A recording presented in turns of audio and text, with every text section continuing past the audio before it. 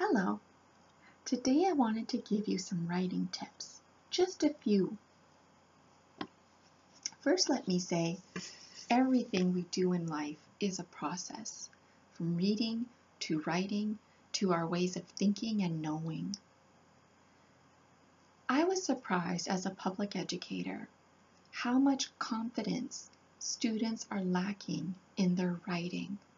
And I would like to change that. I want you to be more confident with your writing. It takes a lot of students about 10 up to even 20 minutes or more just to write 1 or 2 sentences. Why, you might wonder, is because they want it to be perfect the first time. They don't want any spelling mistakes. They want the grammar to be perfect. They want to make sure it's flowing with the sentence before it. And that is not realistic. Going to the dictionary and looking up a word, how to properly spell it, is not realistic when you're starting the process of writing because it actually inhibits, it stops, it puts a damper on your thinking and on your writing. So I give you permission to make lots of spelling mistakes when you're writing an essay or a creative story, or perhaps you're working on your resume. Just keep writing, keep it flowing, because clearly the ideas are there and you're trying to get your ideas down, so don't stop getting those ideas down. It doesn't matter if there's spelling mistakes, it doesn't matter if the grammar is wrong, and it certainly doesn't matter if it makes sense, because again, writing is a process. Now, part of that process is going back and checking your work, and then going back again, and back again, and back again, making sure that you're checking things like grammar.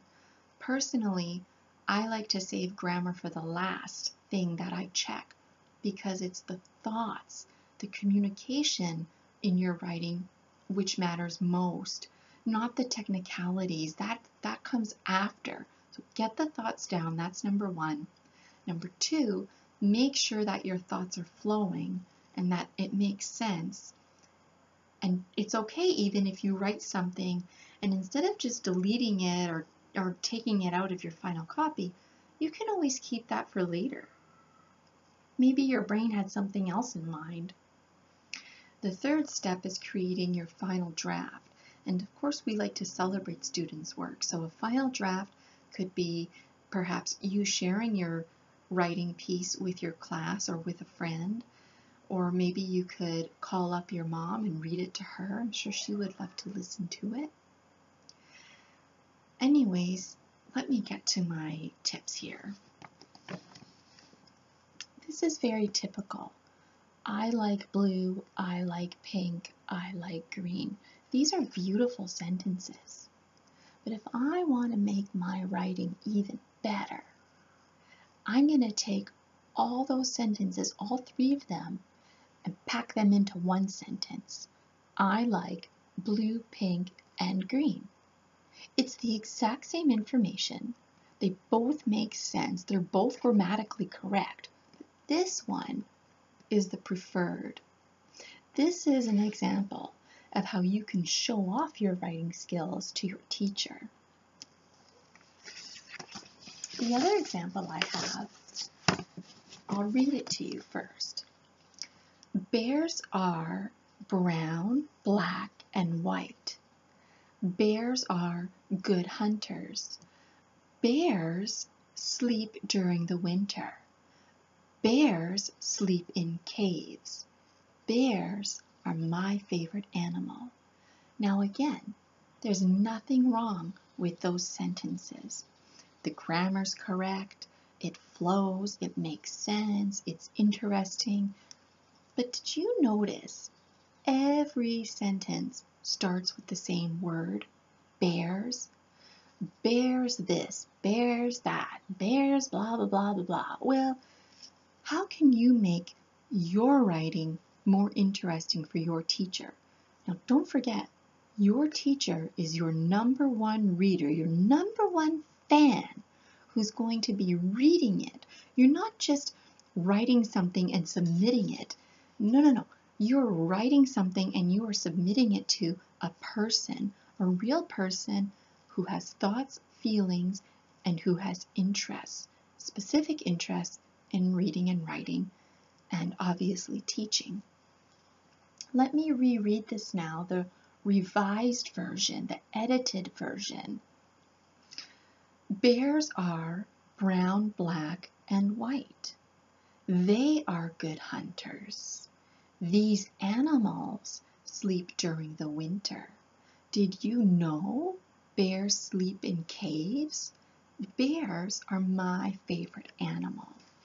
So what I did is I took the same ideas and I just changed how I started my sentence so it's more interesting for the reader. Instead of saying bears, bears, bears, bears, I changed it up. I said, bears, they are these animals. Did you know? And then I used bears again. Now you might be thinking, Miss Casella, you used bears 2 times to start a sentence. That's okay, because the sentences in between start with different words. So it's okay to reuse the same starter word, bears again, just not over and over again, sentence after sentence. Again, never forget that your teacher is your number one reader. So personally, when I read this version, I'm thinking, okay, it's interesting. All right, the grammar's there. But every sentence does start with bears. When I read this one, I'm more interested. It flows a bit more. I especially like it when people add things like, did you know? Did you know? That makes me more interested. No, I didn't know bears slept in caves. Or I might be thinking, yes, actually, I did know bears slept in caves. Now I'm really interested. I'm interested in what we share, common knowledge, or perhaps knowledge that we don't share. Very quickly, another writing tip, use of transition words.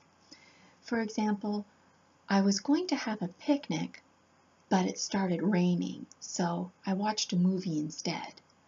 That's a good sentence. I could say something else like, I was going to have a picnic, although it started raining, so I decided to watch a movie instead.